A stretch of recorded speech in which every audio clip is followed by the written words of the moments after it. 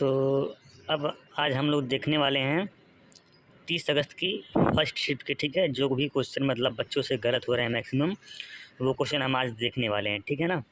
तो हम लोगों ने पहला क्वेश्चन इसमें बताने वाले हैं, क्वेश्चन नंबर 45, ठीक है ना। ये 30 अगस्त की पहली शिफ्ट का क्वेश्चन हम बता रहे हैं, ठीक है ना। तो पहला क्वेश्चन है 45। तो पहला हम लोग क्वेश्चन पढ़ते हैं। इसमें दिया है कि एक आयताकार मैदान की लंबाई और चौड़ाई क्रमशः 8 और 7 के अनुपात में है। साइकिल पर सवार एक व्यक्ति इस मैदान के परिमाप के अनुदिश 28.8 किलोमीटर प्रति घंटा की गति से 2.5 मिनट में एक चक्कर पूरा करता है। मैदान का क्षेत्रफल क्या है, ठीक है ना। हम लोग देखते हैं, हम लोग पहले ऐसे बना लेते हैं। यहाँ पर एक बनाते हैं आयत, ठीक है ना। इसी के मान लीजिए यहाँ से चालू करता है, फिर ऐसे चल करके फिर यहीं पर आता है। मतलब क्या, इसका एक चक्कर पूरा कर रहा है। तो हम लोग ने मान लीजिए हम लोग मानते हैं कि दिया है लंबाई और चौड़ाई का अनुपात 8:7 है। तो माना लंबाई 8x और चौड़ाई 7x। तो लंबाई 8x, चौड़ाई 7x, ठीक है ना। साइकिल सवार मैदान के परिमाप के अनुदिश 28.8 किलोमीटर प्रति घंटा की गति से चक्कर पूरा करता है। मतलब कि जितना आयत का परिमाप है, ये आयत का परिमाप यहाँ से यहाँ तक पूरा होता है। तो जितना इसका परिमाप है, इतना ये दूरी मतलब तय कर रहा है। तो मतलब कि जितना परिमाप है वह उतनी दूरी तय कर रहा है। तो हम लोग उसकी जो चाल है वो 28.8 किलोमीटर प्रति घंटे में है। तो हम लोग उसको पहले मीटर प्रति सेकंड में बदलेंगे। तो 28.8 को यहाँ पर 5 मीटर 18 गुणा करेंगे तो उसकी चाल क्या आ जाएगी व्यक्ति की, 8 मीटर प्रति सेकंड इसकी चाल आ जाएगी, ठीक है ना। अब वो चक्कर कितने मिनट में पूरा कर रहा है, चक्कर पूरा कर रहा है 2.5 मिनट में। इसको हम लोग सेकंड में बदलेंगे। तो सेकंड बदलेंगे तो 2.5 मिनट में 60 सेकंड का हम लोग गुणा करेंगे तो क्या आएगा, 150 सेकंड आ जाएगा, ठीक है ना। तो अब आदमी द्वारा चली गई दूरी या आयत का परिमाप दोनों समान ही है, क्योंकि वो आदमी यहाँ से चल रहा है और उसका एक बार चक्कर पूरा कर रहा है। तो मतलब क्या, वो जो दूरी चल रहा है वो आयत का परिमाप ही चल रहा है। तो आदमी द्वारा चली गई दूरी या आयत का परिमाप बराबर क्या हो जाएगा, दूरी बराबर चाल गुणे समय से। उसका चाल क्या है, 8 मीटर प्रति सेकेंड, और समय कितना ले रहा है वो, 150 सेकेंड। तो टोटल क्या आ गया, परिमाप या दूरी क्या आ गया, 1200 मीटर, ठीक है ना। यहाँ 1200 मीटर आ गया। अब आयत का परिमाप क्या होता है, हम लोगों ने पढ़ा है कि 2 गुणे लंबाई प्लस चौड़ाई, ये आयत का परिमाप होता है। तो आयत का परिमाप क्या है, 1200 मीटर, और 2 है। हम लोगों ने उसकी लंबाई क्या माना है, 8x, चौड़ाई क्या माना है, 7x। तो यहाँ से हम लोग सॉल्व करके x का मान निकाल लेंगे। x का मान क्या आ गया, यहाँ पर आ गया 40। तो लंबाई क्या मानी थी, 8x, तो लंबाई में 40 का गुणा कर देंगे x के जगह पर, तो आ जाएगा लंबाई क्या आएगी, 320। फिर चौड़ाई 7x है, तो यहाँ पर इसमें भी 40 का गुणा करके चौड़ाई निकालेंगे 280। अब जो आयत का क्षेत्रफल क्या होता है, लंबाई गुणे चौड़ाई आयत का क्षेत्रफल होता है। तो लंबाई क्या आई है, 320, और चौड़ाई क्या आई है, 280। दोनों का गुणा करेंगे तो टोटल आ जाएगा 89,600, इसका क्षेत्रफल आंसर आ जाएगा, ठीक है ना। ये प्रश्न मतलब कि आप लोग अच्छे से समझ सकते हैं, कुछ इसमें खास प्रश्न है नहीं, ठीक है ना।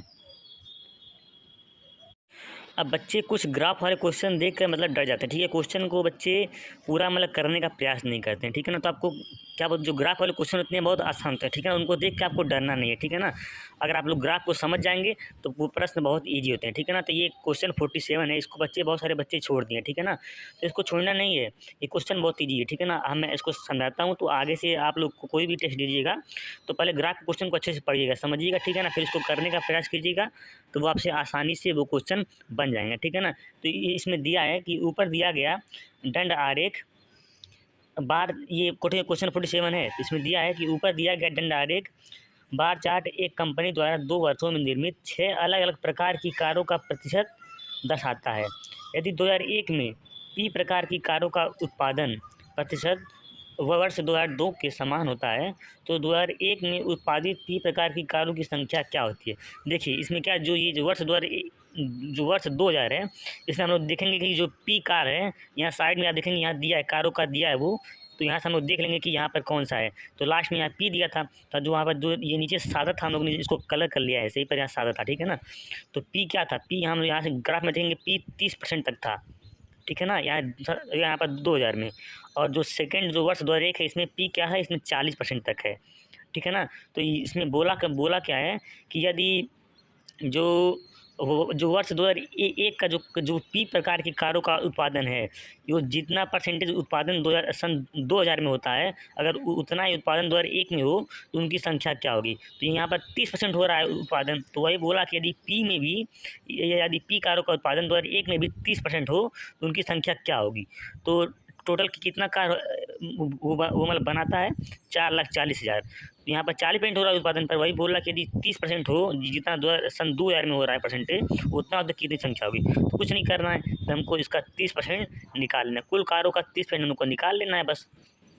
यहाँ पर कुल कारों का हम लोग 30% निकाल लेंगे। 44 का 3 में हम लोग गुणा करेंगे तो आएगा 132 और 1 2 3 0 3 0, ठीक है ना। क्या आ गया 1,32,000 पी प्रकार की कारों का उत्पादन होगा। वैसे इसमें अब कुछ है नहीं, बस यही प्रश्न में थोड़ा समझने में बच्चों को दिक्कत हो रही होगी कि क्या पता, लेकिन बस ये प्रश्न में ये बोला है कि यदि 2001 में पी प्रकार की कारों का उत्पादन प्रतिशत जो है, बोला है कि यदि 2001 में पी प्रकार की कारों का उत्पादन प्रतिशत 2000 के समान होता है, मतलब कि वर्ष 2000 में जितने प्रतिशत कारों का उत्पादन हो रहा है पी प्रकार की, अगर उतना ही प्रतिशत सन 2001 में हो पी प्रकार की कारों का, तो उनकी संख्या क्या होगी। तो यहाँ पर क्या 30% हो रहा है पी प्रकार की कारों का, तो हम लोग यदि वही 2001 में 30% होता है तो उनकी संख्या क्या होगी, तो उसका 30% होगा तो कुल कारों का 30% होगा। तो यहाँ पर इसका 30% निकाल लिए, इसका 1,32,000 आ गया। अगर इस तरह के प्रश्न मतलब आपको फिर से दिक्कत करते हैं, फिर भी समझ में नहीं आते हैं और बताना, इसको हम और अच्छे से बताने का प्रयास करेंगे, ठीक है। एक और ग्राफ का क्वेश्चन था, ये क्वेश्चन नंबर 49, ठीक है ना। ये सब क्वेश्चन बच्चों को छोड़ना नहीं चाहिए, ठीक है ना। क्वेश्चन को आप अच्छे से पढ़िए समझिए, आप क्वेश्चन आराम से बना लेंगे, ठीक है ना। इस क्वेश्चन को भी मैं बताने का प्रयास करूंगा ताकि बच्चे आगे से क्वेश्चन को करने का प्रयास करें, ठीक, करने का प्रयास करिए। गलत होता है वो अलग बात है, ठीक है ना। पहले आप क्वेश्चन को आपको छोड़ना नहीं है, करने का प्रयास करना है, क्वेश्चन को देख डरना नहीं है, ठीक है ना।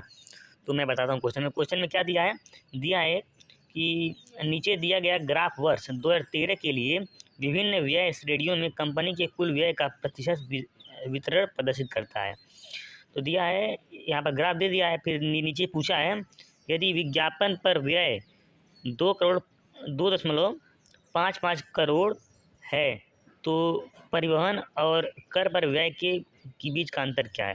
देखिए, तो यहाँ पर ग्राफ तो मतलब कि बहुत सारा बनाया है, पर जिसका पूछा है, देखिए क्या विज्ञापन का दिया है और पूछा क्या है परिवहन और कर के बीच का अंतर पूछा है, तो इसलिए मैंने 3 ही बनाया है, ठीक है ना। यहाँ पर और भी बन जाएंगे, जिसका काम था मैंने केवल 3 ही बनाया है।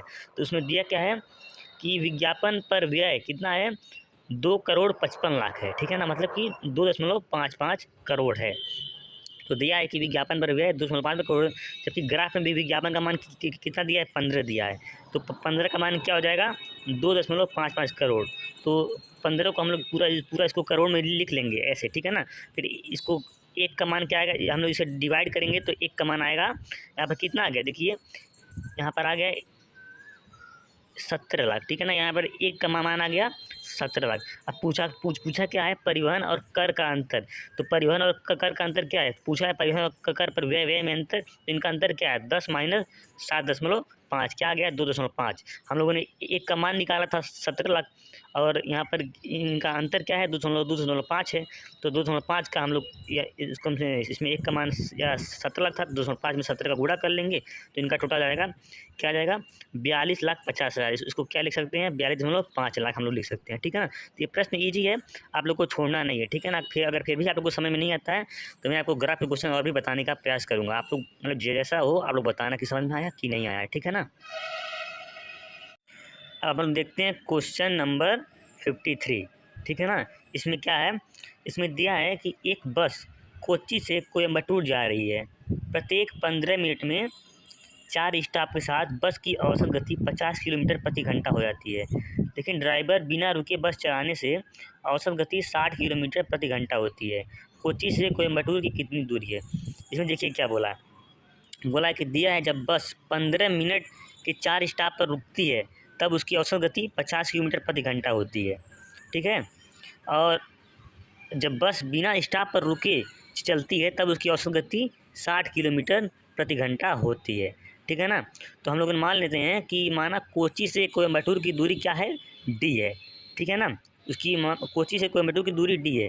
तो जब बस बिना रुके बस द्वारा लिया गया समय क्या होगा, कुल दूरी बटे चाल, किसे समय बराबर दूरी बटे चाल से क्या हो गया, इसका क्या हो जाएगा, कुल दूरी क्या माना था, डी, क्या था, डी माना था, तो डी और इसका चाल क्या है, जब बिना रुके चाल क्या है 60।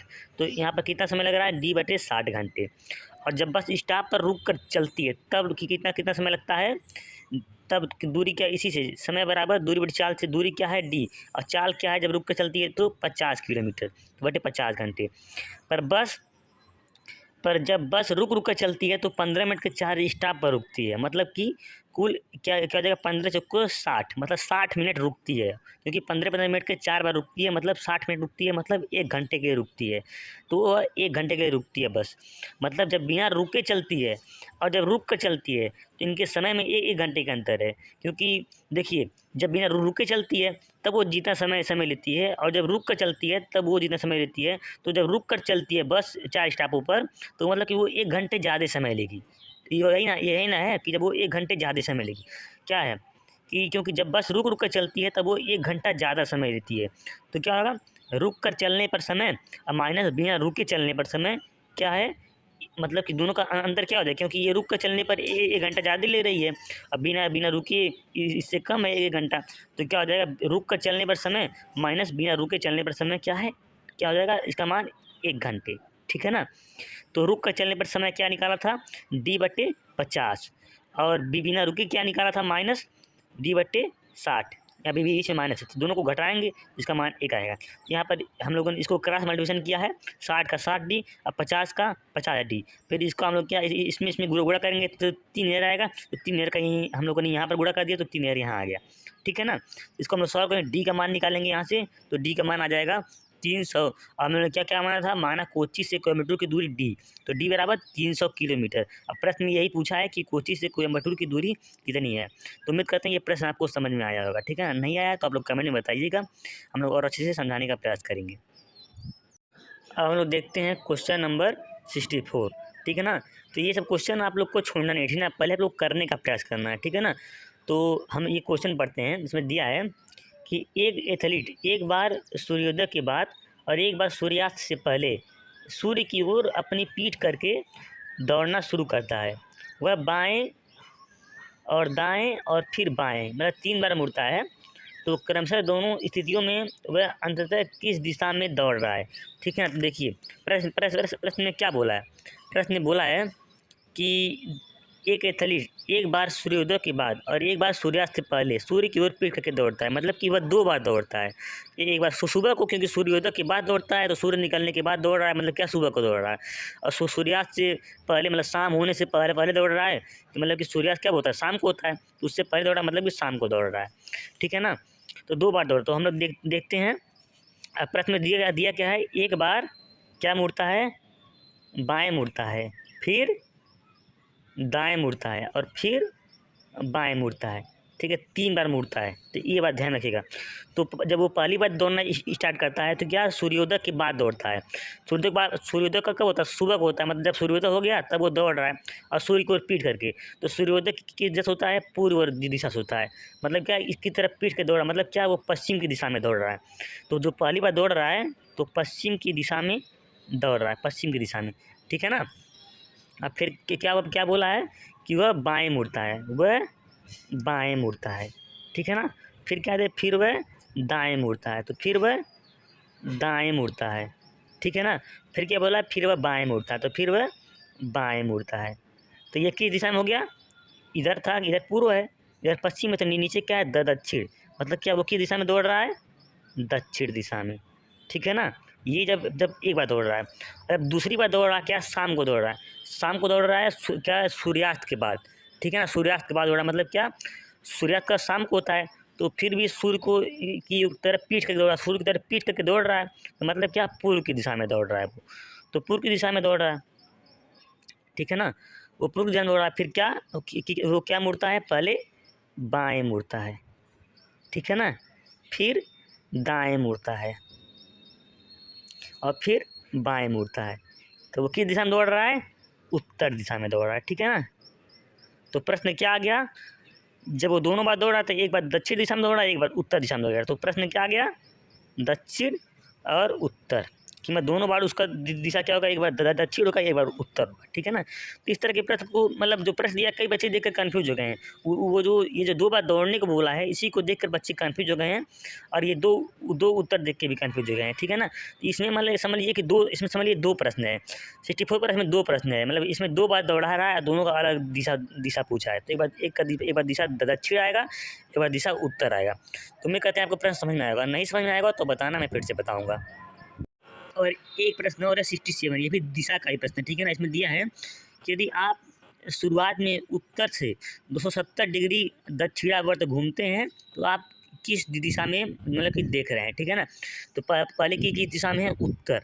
हम लोग उत्तर दिशा में बोला क्या, 270 डिग्री घूमना है, मतलब क्या 90 के 3 बार घूमना है, क्योंकि 90 के 3 में घूमना है तभी 270 होगा। तो हम लोग एक बार घूमते हैं क्या, पहले 90 घूमते हैं हम लोग, क्या बोला इसमें, दक्षिणा घूमना है। दक्षिणा मतलब क्या, क्लॉकवाइज। और क्लॉकवाइज कौन सी दिशा होती है, इधर होती है, ठीक है ना। दक्षिणा तो इधर होता है। पहले हम लोग क्या घूमेंगे, 90 घूमेंगे। तो 90 घूमेंगे एक बार तो क्या आ गए, पूर्व में आ गए। फिर 90 घूमेंगे तो क्या, दक्षिण में आ गए। और फिर 90 घूमेंगे तो क्या आ गए, पश्चिम में आ गए। तो हम लोग की दिशा क्या है, पश्चिम। तो इसका आंसर क्या हो जाएगा, पश्चिम, ठीक है ना। इसमें आप लोग को ऐसे 90 में डिवाइड कर लेना है, फिर ऐसे बना के आप लोग करेंगे, 90 घूमेंगे तो ज़्यादा में थोड़ा कन्फ्यूजन नहीं होता है, ठीक है ना। और दक्षिणावर्त इधर होता है और जो वामावर्त होता है वो इधर होता है, ठीक है ना। और एक रीजनिंग का क्वेश्चन था 68, ठीक है ना। तो इसमें बच्चे मतलब थोड़ा कन्फ्यूजन में थे। मतलब रीजनिंग में क्या होता है ना, रीजनिंग में ये नहीं होता कि मतलब आप लोग को अगर पहली बार दिमाग में क्लिक कर गया कि कौन सा लॉजिक लगेगा तो आप लोग कर ले जाओगे, नहीं तो इसमें टाइम लगता है, ठीक है ना। मैं मानता हूँ इसमें कोई बच्चों की गलती नहीं देता हूँ, बस ये आप जितनी प्रैक्टिस करेंगे उतना रीजनिंग आपका बेहतर होगा। इसमें क्या दिया है, बी का 16 दिया है तो ई का पूछा है। इसमें कुछ नहीं किया है, बी को यहाँ पर 2 माना है, मतलब कि 2 मान लिया, ठीक है ना। बी को 2 माना है तो इस पर 4 घात कर दिया है, ठीक है ना। इसका बी का मान क्या होता है, बी का मान 2 होता ही है। बी का मान वो अल्फ़ाबेट में 2 होता है, तो बी पे फिर 2 पे 4 घात किया है तो उसका 16 आ गया है, ठीक है ना। इसी तरह ई का मान क्या होता है, ई बराबर क्या होता है, ई बराबर होता है 5। तो 5 पर हम लोग क्या करेंगे, 4 घात करेंगे। 5 पर 4 घात करेंगे तो उसका मान क्या आएगा, 625। तो इसका क्या हो जाएगा, 625 हो जाएगा, ठीक है ना। और इसी में एक क्वेश्चन था, ये क्वेश्चन नंबर 51 भी था रीजनिंग का। ये मतलब जो ये था नंबर सिस्टम का था। तो इसमें ये पूछा था कि यहाँ पर जो लास्ट ये संख्या ये कौन सी होगी। तो इसमें मतलब कि बहुत सारे बच्चे कर नहीं पा रहे थे। तो इस टाइप के क्वेश्चन थोड़ा सा मतलब होते हैं फंसाऊ, की दिमाग में आ गए तो आ गए, नहीं तो कोई बात नहीं। इसमें कोई वैसी कोई खास लॉजिक नहीं लगाया, बस ये है कि ये जो इसमें इसका माइनस किए 16, इसको माइनस किए तो 6, इसका माइनस किए 8। तो फिर अगला कोई क्रम मतलब कोई लॉजिक बन नहीं रहा था। तो इसमें ये होगा कि ये जो 3 संख्याएँ आई हैं फिर से यही 3 रिपीट होंगी। तो यहाँ पर फिर यहाँ पर भी इसमें 16 प्लस करेंगे, ठीक है ना। तो 241 प्लस 16, इसमें प्लस 16 हम लोग करेंगे, फिर 7 यहाँ पर 1 है तो 5 2, ठीक है ना। 200 यहाँ पर 257 आएगा, ठीक है ना। यही मतलब कि ये लॉजिक दोबारा रिपीट होगा। तो रीजनिंग से आपको डरना नहीं है, बस आप लोग को प्रैक्टिस करते रहना है, आपकी रीजनिंग सही हो जाएगी, ठीक है ना। तो अब हम लोग देखने वाले हैं क्वेश्चन नंबर 73, ठीक है ना। तो इसमें दिया है, इसमें क्या दिया है, इसमें एक ग्राफ दिया है, ठीक है ना। इस तरह का ग्राफ दिया है, ग्राफ बना लिया है, ठीक है ना। और फिर इसमें दिया है ये राज्य हैं ABCDEF, ठीक है ना। ये 5 राज्य दिया है, ठीक है ना। और फिर इन पाँचों राज्यों की कुल जनसंख्या दिया है क्या, 32,76,000 इनकी कुल जनसंख्या है, ठीक है ना। फिर ग्राफ में ये जो पुरुष का दिया है यहाँ पर और ये महिला का, ये समझ लीजिए एक तरह से इनका अनुपात दिया है, ठीक है ना। और ये जनसंख्या का परसेंटेज दिया है कि मान लीजिए क्या है, ए राज्य का जो जनसंख्या क्या 25% है, किसका, 32,76,000 का 25% ए राज्य की जनसंख्या है। इसी प्रकार बी राज्य की जनसंख्या क्या है, 20%। ये 32,76,000 का 20% बी राज्य की जनसंख्या है। अब प्रश्न में पूछा क्या है, पूछा है ए बी और डी में पुरुषों की कुल संख्या जो है वो कुल जनसंख्या का कितना परसेंटेज है, ठीक है ना। तो हम लोग पहले क्या करेंगे, हम लोग तीनों राज्यों में हम लोग को ABD में पुरुषों की संख्या निकालनी पड़ेगी। वो हम संख्या कैसे निकालेंगे, तो पहले हम लोग ए राज्य की टोटल जनसंख्या है वो निकालेंगे। तो ए राज्य की टोटल जनसंख्या क्या है, 25%। किसका 25% है, 32,76,000 का 25% है ए राज्य की जनसंख्या। तो हम लोग 32,76,000 का 25% निकालेंगे तो क्या आएगा, 8,19,000। मतलब क्या, ए राज्य की कुल जनसंख्या क्या है, 8,19,000। पर ये 8,19,000 ये जो जनसंख्या है, ये मतलब कि ये राज्य की, इसमें महिला भी हैं और पुरुष भी हैं। पर हमको केवल पुरुषों का निकालना है। पर यहाँ क्या दिया है, पुरुष 5 और महिला 8। तो ग्राफ या चार्ट में दिया गया है कि राज्य ए में पुरुष 5 और महिला 3 है। तो पुरुष और महिला दोनों कितने हो गए, 8। और यहाँ पर दोनों कितने आए हैं, दोनों आए हैं 8,19,000। मतलब यहाँ पर 8 का मान क्या हो गया, 8,19,000। ठीक है ना। तो ए में पुरुषों की संख्या कितनी है, ए में पुरुषों की संख्या 5 है। तो 5 का मान क्या हो जाएगा इसका, 8,19,000 बटे 8 गुणे 5। तो यहाँ से इसका मान क्या है, जो ए में पुरुषों की संख्या 5 है, तो 5 का मान आ जाएगा क्या, 5,11,000। ये आप लोग को समझ में आया। अगर ये आपको समझ आ गया तो पूरा प्रश्न आपको समझ आ जाएगा। ठीक है ना। हम लोग ने इसको कैसे किया है, जैसे कि जो पुरुष महिला दोनों की संख्या ए राज्य में क्या है, 5 और 3 दोनों 8 है। और यहाँ पर टोटल संख्या क्या आई है ए राज्य की, 8,19,000। मतलब 8 का मान क्या है, 8,19,000 है। ठीक है ना।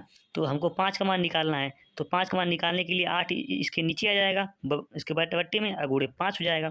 तो क्या आ गया, 5 का मान ए राज्य में पुरुषों की संख्या क्या आ गई, 5,11,875। ठीक है ना। इसी तरह से हम लोग, अब देखिए, अब हम लोग बी राज्य में नहीं निकालेंगे और डी राज्य में भी निकालेंगे पुरुषों की संख्या। तो राज्य बी में पहले उसकी जनसंख्या कितनी है, 20% है। किसका 20%, 32,76,000। तो 32,76,000 का पहले हम लोग 20% निकाल लेंगे। यहाँ पर क्या आ गया, यहाँ पर आ गया 6,55,200। ठीक है ना। यहाँ पर बी राज्य की टोटल जनसंख्या आ गई। अब बी राज्य में देखिए टोटल जनसंख्या क्या है, यहाँ पर पुरुष कितने हैं, 3, महिला कितनी है, 1। मतलब टोटल क्या है, 4। मतलब क्या, बी राज्य में पुरुष कितना दिया है, 3, और महिला कितना दिया है, 1। तो पुरुष और महिला दोनों कितने हो गए, 4। तो मतलब 4 का मान क्या हो गया, 6,55,200। तो बी राज्य में हमको पुरुषों की संख्या निकालनी है। तो पुरुषों की संख्या निकालने के लिए 3 बराबर क्या होगा, 4 नीचे नीचे आ जाएगा और गुणे 3। तो यहाँ पर पुरुषों की संख्या 3 का मान निकल जाएगा। पुरुषों की संख्या क्या यहाँ पर क्या आ गया, 4,91,400। ये पुरुषों की संख्या आ गई, ये बी राज्य में। इसी प्रकार डी राज्य की जनसंख्या क्या है, यहाँ पर डी राज्य की संख्या है 12%। और 12% किसका है, 32,76,000 का 12% है डी राज्य की जनसंख्या। ठीक है ना। तो हम लोग पहले इसका 12% निकालेंगे 32,76,000 का। तो यहाँ पर क्या आ गया, 3,93,120। ये डी राज्य की कुल जनसंख्या आ गई। अब ग्राफ में देखिए क्या दिया है, डी राज्य में क्या है, 3 पुरुष हैं और 5 महिलाएं हैं। तो ग्राफ में डी राज्य में 3 पुरुष और 5 महिला हैं। तो मतलब दोनों कितने हो गए, 8। तो यहाँ पर टोटल जनसंख्या था जिसमें पुरुष महिला दोनों हैं, इसलिए 8 का मान क्या हो गया, 3,93,120 के बराबर हो गया। हमको केवल पुरुषों का मान निकालना है 3 का। तो 3 बराबर यहाँ पर क्या हो जाएगा, 3,93,120 बट्टे 8 नीचे जाएगा गुणे 3। यहाँ पर पुरुषों की केवल संख्या आ गई राज्य डी में। अब क्या प्रश्न में क्या बोला है, प्रश्न में बोला है कि ए बी डी में पुरुषों की कुल संख्या जो है वो कुल जनसंख्या का कितना परसेंट है। तो मतलब कि कुल जनसंख्या का कितना परसेंटेज है। तो पहले हम लोग ए बी डी राज्य में पुरुषों की कुल संख्या निकाल लेंगे। तो राज्य ए में पुरुषों की संख्या आई थी 5,11,875। राज्य बी में आई थी 4,91,400 और राज्य डी में आई थी 1,47,420। तो इनको हम लोग जोड़े हैं तो आ जाएगा 11,50,695। अब कुल जनसंख्या क्या थी, 32,76,000। अब यही पूछा है कि जो पुरुषों की जनसंख्या है ए बी डी में, वो जो कुल जनसंख्या 32,76,000 उसका कितना परसेंटेज है। इसका परसेंटेज निकालने के लिए हम लोग क्या करेंगे, ए बी डी में पुरुषों की कुल संख्या अब बटे कुल जनसंख्या और गुणे 100।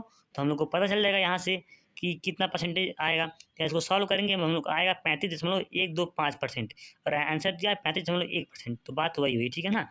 तो इसका आंसर आएगा 35.125%। ये प्रश्न आप लोग को समझ में नहीं आया तो आप लोग फिर से मतलब हम लोग को बोलिएगा, हम इसको फिर से और अच्छे से समझाएंगे। पर प्रश्न में कुछ है नहीं, केवल जिसको ये चार्ट समझ में आ गया ना वो पूरा प्रश्न कर ले जाएगा। ठीक है ना। तो ये लोग अच्छे से आप लोग इसको देख लीजिए, बिना मोबाइल हिलाए मैं दिखा देता हूँ कैसे किया मैंने, ये भी देख लीजिए। ठीक है ना। अब हम लोग देखते हैं क्वेश्चन नंबर 89। ठीक है ना। इसमें कुछ नहीं, अगर जिसको ये सूत्र इसका याद होगा वो तुरंत कर लेगा।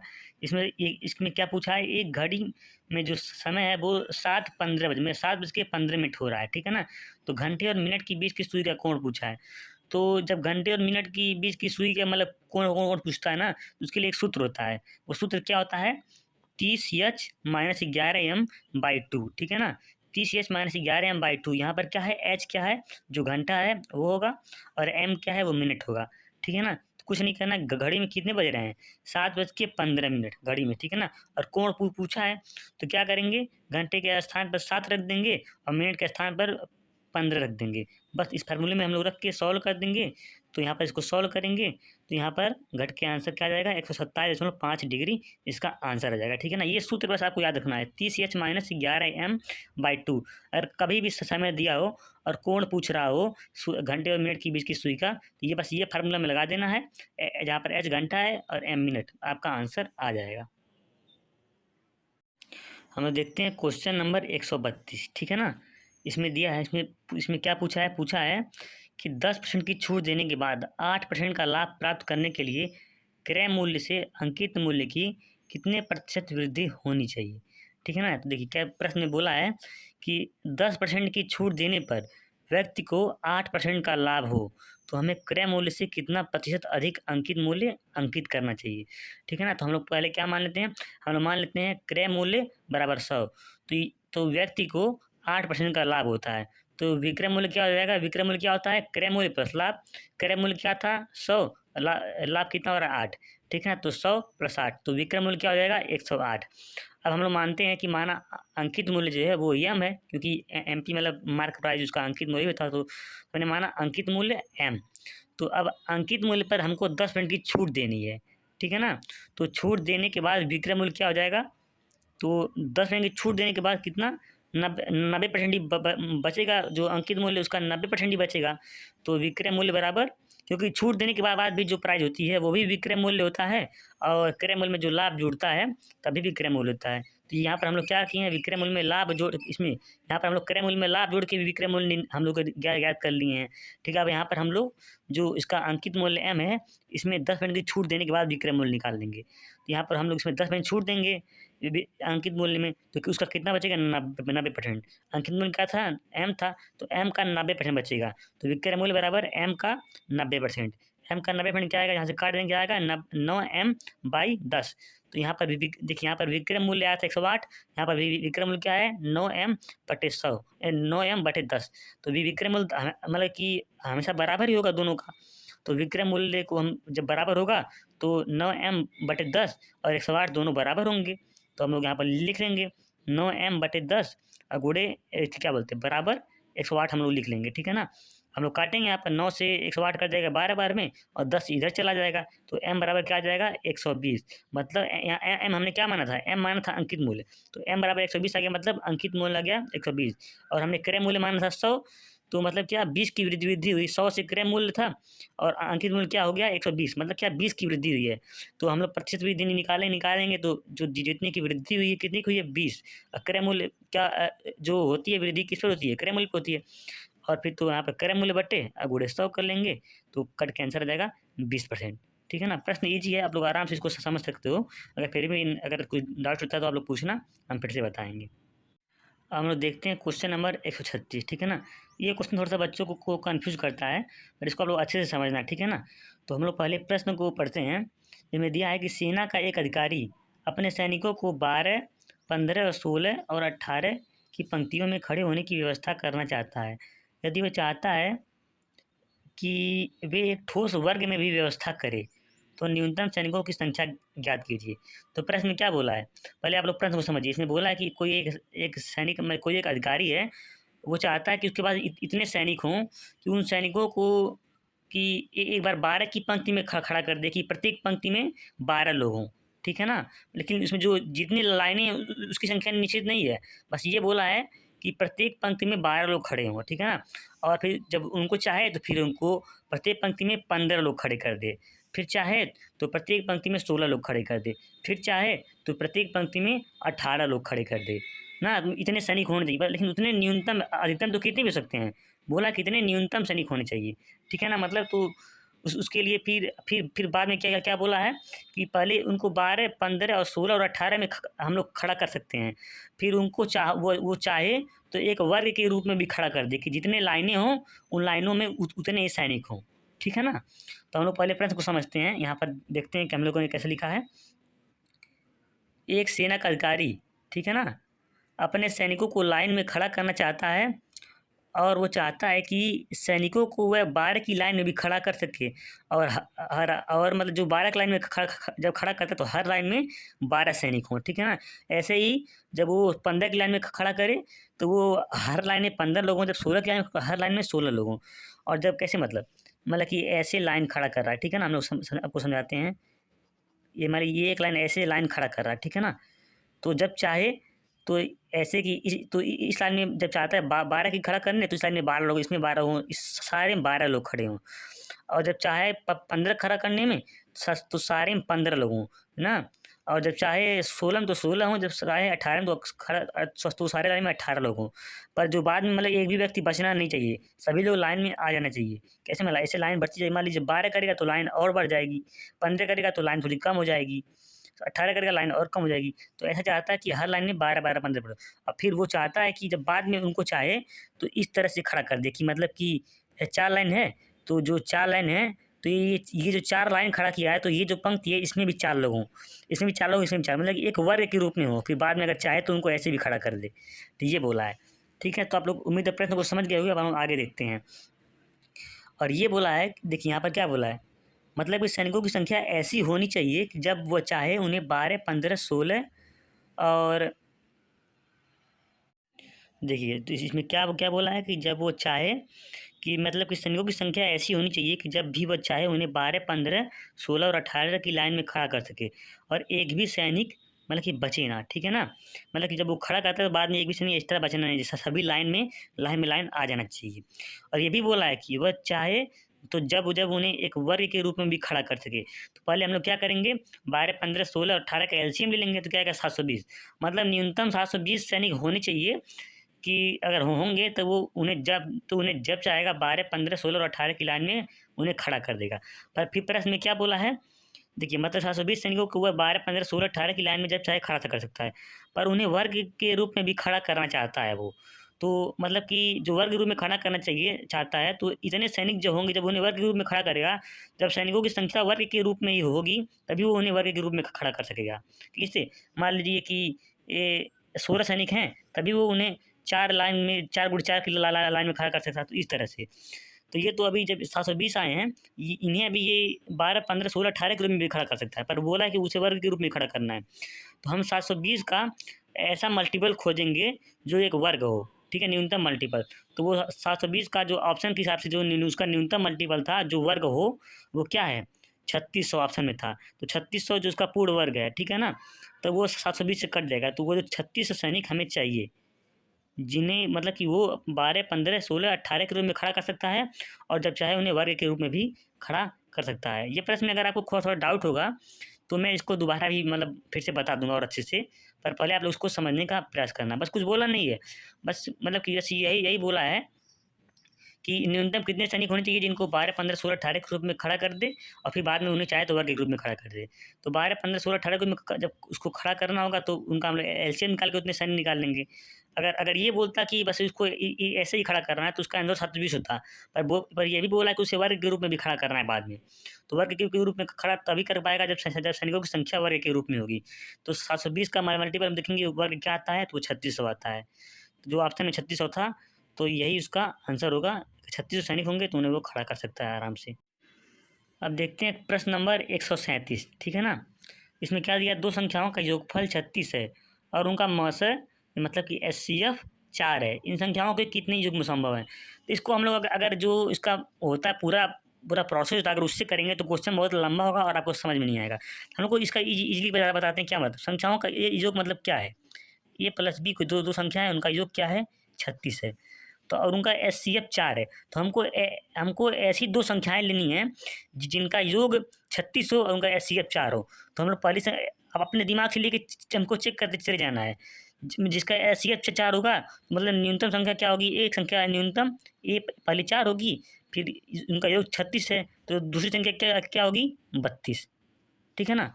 तो इनका योग क्या है, इनका योग 36 होगा और इनका एचसीएफ क्या है, इनका एचसीएफ भी 4 होगा। इस तरह हम लोग दूसरी संख्या लेके देखते हैं। दूसरी संख्या हम लोग फिर क्या होगा जिसके एचसीएफ मतलब इनका योग 36 है और एचसीएफ 4 है, तो एचसीएफ 4 आएगी वो संख्या क्या होगी, एक संख्या 8 होगी और एक संख्या होगी ऐसे कि 28, ठीक है ना। तो देखते हैं इसका भी एस सी एफ 4 हम लोग एस सी एफ लेके चेक करना है कि 4 होता है कि नहीं होता है। तो उनका एस सी एफ 4 होगा, क्योंकि 4 कॉमन लेंगे तो यहाँ पर 2 बचेगा, यहाँ पर 7 बचेगा। ठीक है ना। तो एस सी एफ मतलब क्या कि एस सी एफ क्या होता है, एस सी एफ में ये होता है कि संख्या का जो सबसे बड़ा कॉमन होता है वही उसका एस सी एफ होता है। यहाँ पर उसका सबसे बड़ा कॉमन क्या है, 4 है। यहाँ पर सबसे बड़ा कॉमन क्या ले सकते हैं हम लोग, सबसे बड़ा कॉमन 4 ले सकते हैं, उससे कॉमन ले सकते हैं। ठीक है ना। तो ये हो गया।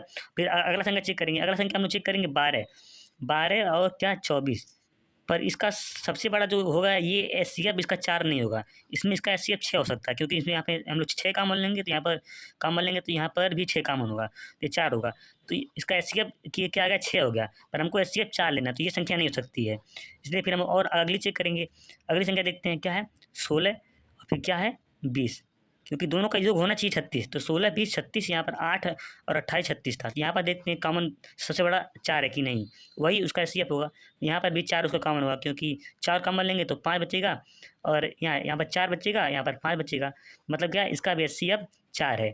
फिर इसके आगे कोई संख्या होगी नहीं, क्योंकि 24 करेंगे तो फिर वह यही होगा, यही आएगा, 24 12 आएगा। इसलिए इसका क्या होगा, इसका युग्म क्या क्या हो गया, इसके कितने युग्म बन रहे हैं, 1 2 3, इसके 3 ही युग्म बन रहे हैं। ठीक है ना।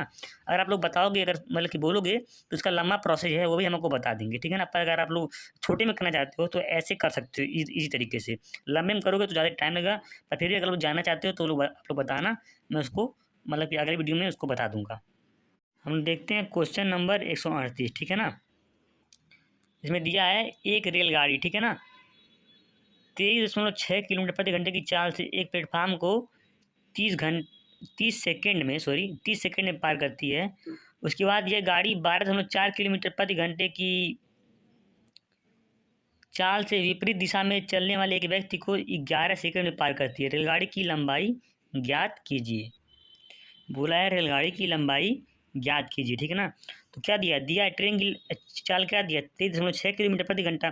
तो जो ट्रेन है वो प्लेटफार्म को 30 सेकंड में पार करती है, और एक व्यक्ति जो ट्रेन के विपरीत दिशा में यानी ट्रेन की तरफ आ रहा है। मतलब क्या, ट्रेन की विपरीत दिशा मतलब क्या, ट्रेन इधर से जा रही है तो व्यक्ति इधर से आ रहा है।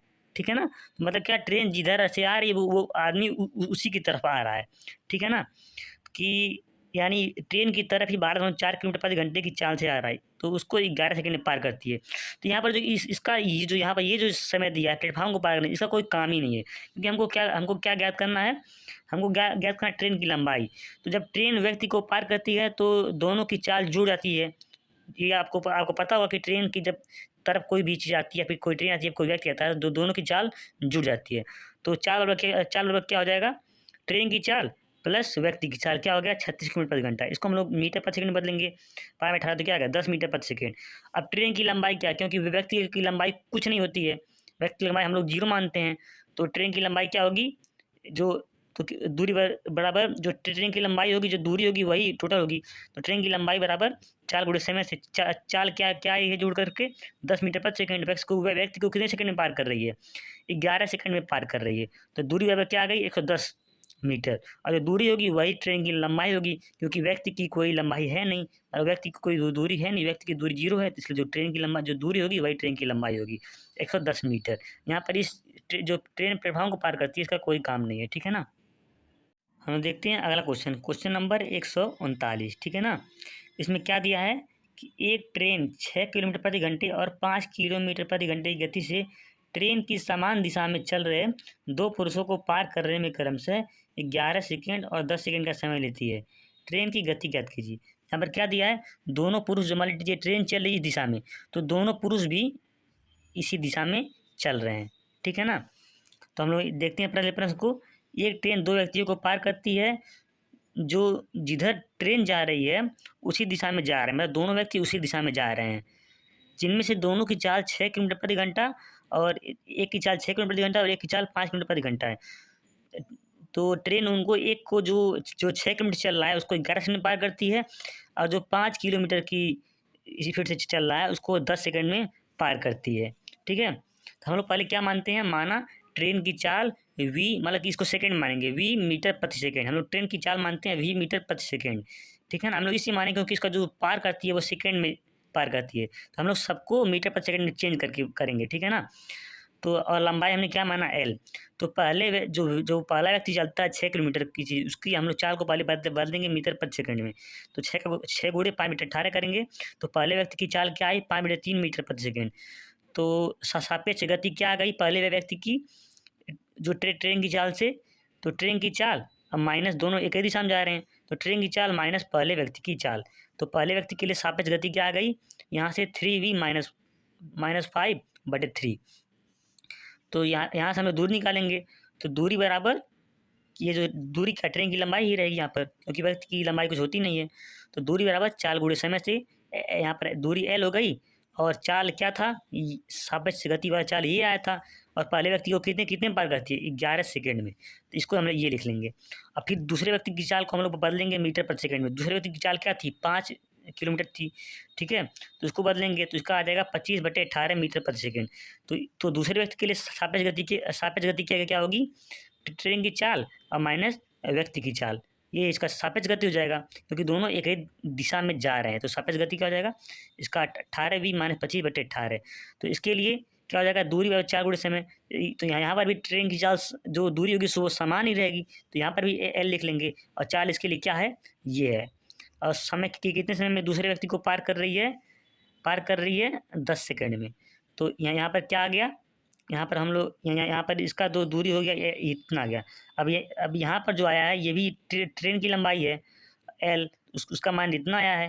और यहाँ पर भी ट्रेन की लंबाई, उसका मान इतना आया। मतलब क्या है, ये और ये दोनों आपस में बराबर होंगे, ये दोनों आपस में बराबर होंगे। तो इनको हम लोग आपस में पहले बराबर कर लेंगे इस तरह लिख करके। और फिर यहाँ से हम लोग इसको सॉल्व करेंगे। सॉल्व करके हम लोग यहाँ से इसको v का मान निकालेंगे, ठीक है ना। तो v का मान जब हम लोग निकालेंगे तो v का मान आया है 80/18। और पूरा सब कुछ किस में हम लोग निकाले थे, मीटर पर सेकंड में। तो v का क्या आ गया, 18/80 मीटर पर सेकंड। ये क्या है, ये ट्रेन की चाल, क्या माना था, ट्रेन की चाल माना था v, तो ये मीटर पर सेकंड में आया। और हम लोग फिर इसको किलोमीटर प्रति घंटे में बदलने के लिए क्या करेंगे, 18/5 से गुणा करेंगे। तो 18/5 से गुणा करेंगे तो इसका आंसर आ जाएगा, क्या आएगा, इसका आंसर आ जाएगा, कट के आंसर आएगा 16 किलोमीटर प्रति घंटा। तो ये क्या है, v का मान आया है, और v ट्रेन की चाल माना था हम लोगों ने। तो यहाँ पर ट्रेन की चाल आ गई 16 किलोमीटर प्रति घंटा। मेरा हाथ थोड़ा हिल रहा था, तो आप उसको अच्छे से एक बार देख लीजिए, ठीक है ना।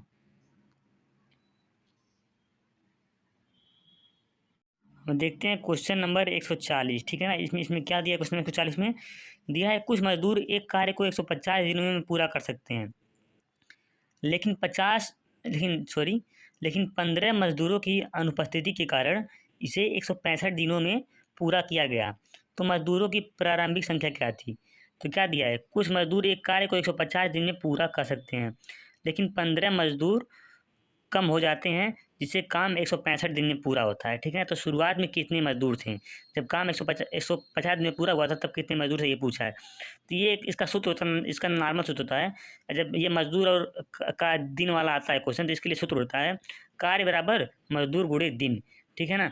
तो मानते हैं कि शुरुआत में मजदूरों की संख्या थी, शुरुआत में मजदूरों की संख्या थी x। तो कार्य बराबर क्या आ गया, तो मजदूरों की संख्या x थी, कार्य बराबर मजदूर x और दिन कितना लग रहा था, शुरुआत में 150 लग रहा था। तो कार्य बराबर x गुणे 150। तो कार्य क्या आ गया, 150 आ गया। अब जब 15 मजदूर के जाने के बाद कितना मजदूर बचेंगे, मजदूर हम लोगों ने माना था x, तो 15 मजदूर चले गए, तो कितने मजदूर बचे, x माइनस 15। तो फिर से हम लोग कार्य निकालेंगे। तो अब कार्य बराबर मजदूरों की संख्या कितनी है, x माइनस 15। और कार्य कितने दिन में, जब 15 मजदूर चले जा रहे हैं उसके बाद कार्य 165 दिन पूरा हो रहा है, तो दिन बराबर 165, ठीक है ना। तो यहाँ से कार्य ये आ गया। अब कार्य तो हमेशा मजदूर कम हो या अधिक हो, कार्य तो चेंज नहीं हो रहा ना, कार्य तो समान ही है ना। तो दोनों कार्य बराबर होंगे। तो यहाँ कार्य 150x है, यहाँ कार्य का मान ये है, तो मतलब कि ये दोनों आपस में बराबर होंगे, ठीक है ना। तो 150x और जो ये वाला कार्य इसको कर लेंगे। यहाँ से हम लोग x का मान निकालेंगे सॉल्व करके, तो x का मान आएगा 165। और हमने x क्या माना था, माना शुरुआत में मजदूरों की संख्या x, तो x का मान क्या गया 165। तो शुरुआत में मजदूरों की संख्या क्या हो गई, 165। हम लोग देखते हैं क्वेश्चन नंबर 141, ठीक है ना। इसमें क्या दिया है कि ए बी को 10% वार्षिक की दर से साधारण ब्याज पर 30,000 उधार देता है, और 5 वर्षों के बाद बी बकाया राशि का निपटान करने के लिए 40,000 रुपये और एक घड़ी लौटाता है, घड़ी का मूल्य ज्ञात कीजिए। तो क्या इसमें ए बी को 10,000 क्या बोलते हैं 10% वार्षिक ब्याज दर से साधारण ब्याज पर 30,000 रुपये उधार देता है, पर 5 वर्षों के बाद 40,000 रुपये और एक घड़ी लौटाता है। तो घड़ी का दाम पता करना है। तो 1 वर्ष में लगा ब्याज क्या होगा, 30,000 पर 10% लग रहा है, तो 1 वर्षों में 10% ब्याज लगेगा 30,000 रुपये। तो 10% ब्याज लग गया, तो कितना ब्याज लग रहा है 3,000। तो साधारण ब्याज है, तो 5 वर्षों में लगा ब्याज 3 × 5 क्या हो जाएगा 15,000। तो इस पर इसका ब्याज कितना लगा 15,000। तो उसको 5 वर्षों बाद कितना राशि लौटाना है, तो 5 वर्षों बाद लौटाया जाने वाला मिश्रधन मूलधन प्लस ब्याज क्या होगा, उसको 45,000 लौटाना चाहिए था, पर उसने लौटाया कितना है 40,000 और प्लस एक घड़ी लौटाया है। तो मतलब क्या उसको लौटाना था 45,000, पर उसने 40,000 लौटाया और एक घड़ी लौटाया। तो घड़ी का दाम क्या हो जाएगा 45,000 माइनस 40,000 क्या 5,000 घड़ी का दाम हो जाएगा। ये क्वेश्चन आसान था, आप लोग उसको कर सकते हो थोड़ा सा, ठीक है। ध्यान आप लोग थोड़ा ध्यान से किया करो, आप आराम से कर लोगे, ठीक है ना। घबराना नहीं है, कोई भी टेस्ट देते हो घबराना नहीं, ठीक है। आराम से एकदम रिलैक्स माइंड से करना है, सारे क्वेश्चन आपसे बनेंगे, ठीक है ना। हम देखते हैं क्वेश्चन नंबर 144, ठीक है ना। इसमें क्या दिया है, एक वस्तु को अंकित मूल्य एक वस्तु का अंकित मूल्य उसके क्रय मूल्य से 40% अधिक है, तो छूट की दर कितनी होनी चाहिए ताकि 12% लाभ प्राप्त हो सके, ठीक है ना। तो हम लोग क्या देखते हैं दिया है एक वस्तु का अंकित मूल्य उसके क्रय मूल्य से 40% अधिक है, तो छूट का दर यानी जो उसका परसेंटेज है कितना होना चाहिए कि उससे 12% का लाभ हो। तो पहले हम लोग मान लेते हैं, माना वस्तु का क्रय मूल्य क्या है 100, तो जब वस्तु को 40% अधिक पर अंकित किया जाएगा, उसका अंकित मूल्य क्या होगा 140। और जब वस्तु पर 12% का लाभ होगा, तो विक्रय मूल्य क्या होगा, क्रय मूल्य प्लस लाभ। क्रय मूल्य का था 100 था और लाभ कितना का 12% का, तो विक्रय मूल्य क्या हो जाएगा 112, ठीक है ना। अब छूट क्या होता है, छूट बराबर, क्योंकि छूट क्या होता है यहाँ से हम लोग मानते हैं कि क्या बोलते हैं, हम लोग मानते हैं कि विक्रय मूल्य क्या होता है, जो विक्रय मूल्य होता है वो क्या होता है कि अंकित मूल्य, ठीक है ना, और माइनस छूट, यही होता है विक्रय मूल्य। तो ये छूट इधर चला गया, विक्रय मूल्य इधर आ गया, तो वही यहाँ पर हम लोगों ने क्या लिखा है, छूट बराबर अंकित मूल्य माइनस विक्रय मूल्य। तो अंकित मूल्य की कितना आया था 140 और विक्रय मूल्य की कितना आया था 112। तो कितने का छूट की कितने का दिया जा रहा है 28 रुपये का छूट दिया जा रहा है, टोटल मतलब 28 का छूट दिया जा रहा है। तो छूट प्रतिशत क्या होता है, छूट का जो मात्रा है और प्लस छूट किस पर दिया जाता है, छूट दिया जाता है अंकित मूल्य पर। तो छूट बटे अंकित मूल्य गुणे 100, तो 28 बटे 140 गुणे 100 करेंगे तो कट के आ जाएगा 20%, मतलब क्या उसको 20% का छूट दिया जाएगा, ठीक है ना। हम देखते हैं क्वेश्चन नंबर 145 में क्या दिया है कि एक वस्तु को 1700 में बेचने पर एक दुकानदार को 15% की हानि होती है, 20% लाभ प्राप्त करने के लिए उसे उस वस्तु को कितने रुपए में बेचना होगा। तो हम देखते हैं इसमें क्या है दिया, एक वस्तु 1700 में बेचने पर दुकानदार को 15% की हानि होती है, तो उस वस्तु को कितने में बेचा जाए कि उसे 20% का लाभ हो। इसका मतलब क्या है, वस्तु को जब 1700 में बिक रही है, तो जिस पर वस्तु बिकती है वही विक्रय मूल्य होता है, तो विक्रय मूल्य बराबर 1700, ठीक है ना। तो हम लोग क्या माना क्रय मूल्य बराबर 100, तो जो हानि होती है वो क्रय मूल्य पर होती है, तो हानि कितनी की हो रही है 15% की हानि हो रही है। तो मतलब वस्तु 100 माइनस 15 वह वस्तु किस पर बिकी 85 पर बिकी, ठीक है 85% बिकी। तो वस्तु यहाँ की किस पर बिक रही है 1700 पे, पर जब यहाँ हम लोग उसको परसेंटेज में निकालें तो क्या क्या आया, मतलब कि वस्तु 85 में बिक रही है, तो मतलब क्या 85 क्या होगा 85 इक्वल टू 1700, ये हो जाएगा यहाँ पर, ठीक है ना।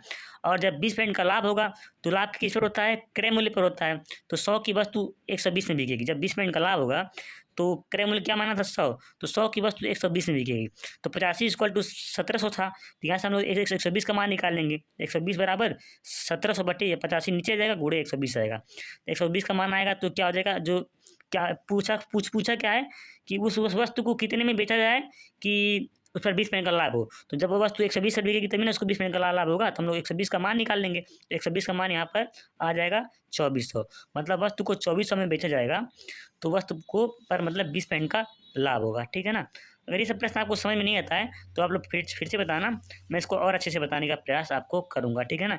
और आपको ये नहीं सोचना है कि मतलब कि हम बार बार पूछेंगे तो सर गुस्सा होंगे या कुछ होंगे, ठीक है ना। क्योंकि हमको गुस्सा नहीं आता, ठीक है। हमारे जो हमको जानने वाले बच्चे हैं उनको पता है कि हमको गुस्सा नहीं आता बिल्कुल भी, ठीक है ना। क्योंकि आपकी कामयाबी से ही हमारी कामयाबी है, ठीक है ना। तो इसलिए जितनी बार आप चाहें हमसे क्वेश्चन पूछ सकते हैं, ठीक है ना। ये हमारा कर्तव्य है आपको क्वेश्चन बताना, ठीक है ना। अब देखते हैं हम लोग क्वेश्चन नंबर 146। इसमें क्या दिया है, दिया कि एक पुस्तक विक्रेता ने एक पुस्तक को 10% की हानि पर बेचा।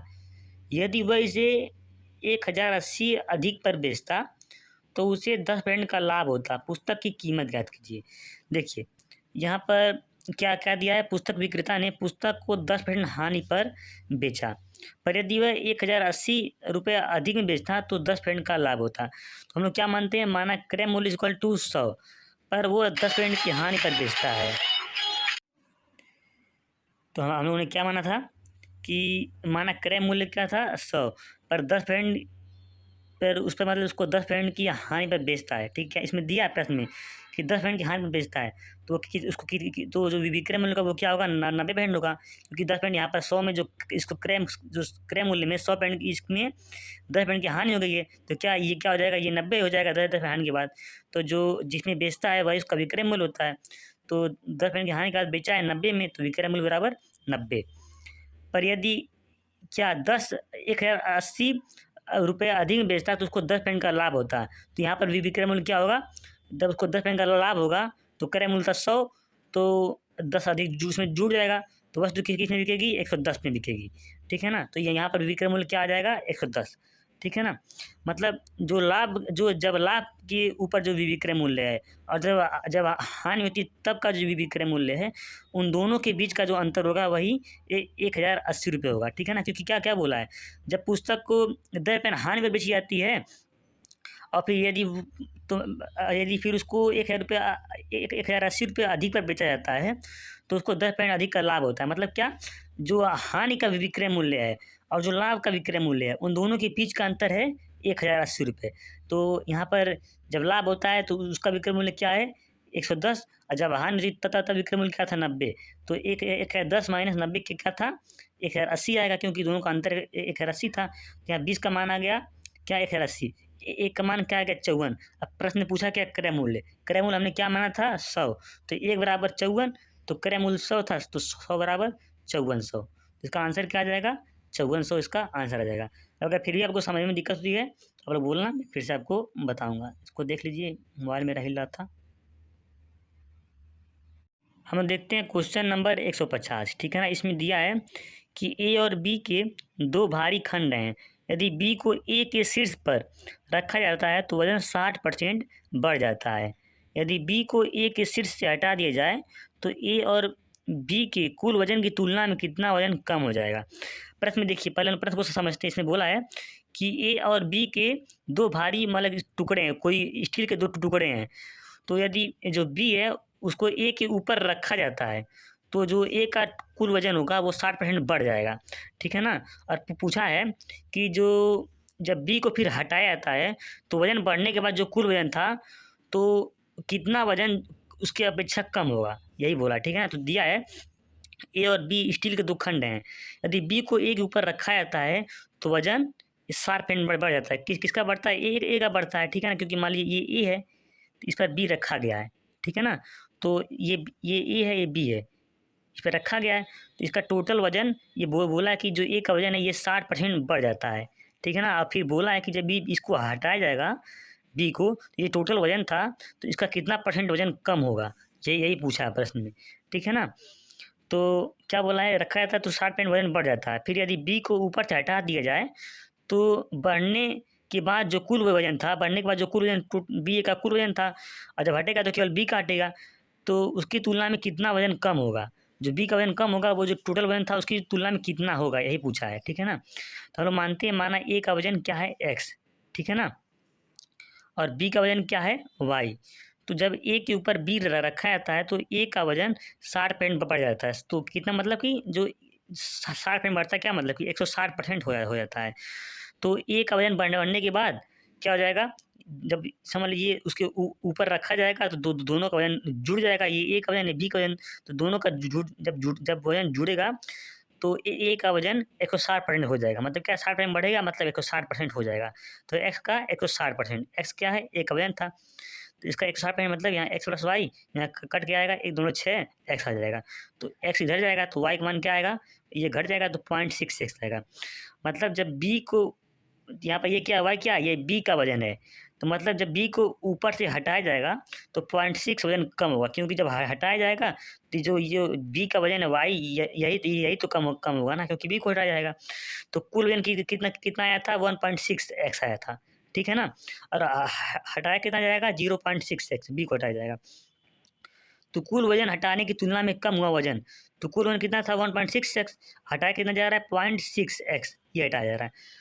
तो जितना हटाया जा रहा है उसका परसेंटेज याद करना है, तो जिसका परसेंटेज याद करना है वो ऊपर होता है और नीचे कुल परसेंटेज, ठीक है ना, गुणे 100। तो यहाँ पर एक से कट जाएगा, इसको सॉल्व करेंगे तो आएगा 37.5%, ठीक है ना। तो बी का जो वजन हटाया जाएगा वो कुल जो वजन रहेगा उसका 37.5% होगा, बी का वजन, ठीक है ना। तो यही इसका आंसर होगा। इसको आप लोग अच्छे से एक बार देख लीजिए। तो बच्चों अब हम लोग आगे मतलब टाइम एंड डिस्टेंस का जो चैप्टर है वो आप लोग को थोड़ा सॉल्व कराने वाले हैं, ठीक है ना। तो मैं, मेरे पास एक बुक है, ठीक है ना, उसकी मैं क्वेश्चन यहाँ पर आपको लगा दे रहा हूँ, ठीक है ना। इन क्वेश्चन को आप लोग अच्छे से सॉल्व करना, ठीक है ना। फिर इसमें से जो जो क्वेश्चन आपको फंसेंगे, आप कमेंट में उनके नंबर लिखना, ठीक है, कि अब उनको नंबर से मतलब कि हमको बता सकते हो कि सर मेरे को ये क्वेश्चन नहीं आ रहे हैं, ठीक है ना। तो मैं उन उन क्वेश्चन पर आपके लिए वीडियो लेके आऊँगा, ठीक है ना। इन क्वेश्चन को आप एक लाइन से पूरा देख लेना, ठीक है ना। उसका मुझे बताना कि किस नंबर के क्वेश्चन आपको नहीं आ रहे हैं, ठीक है ना।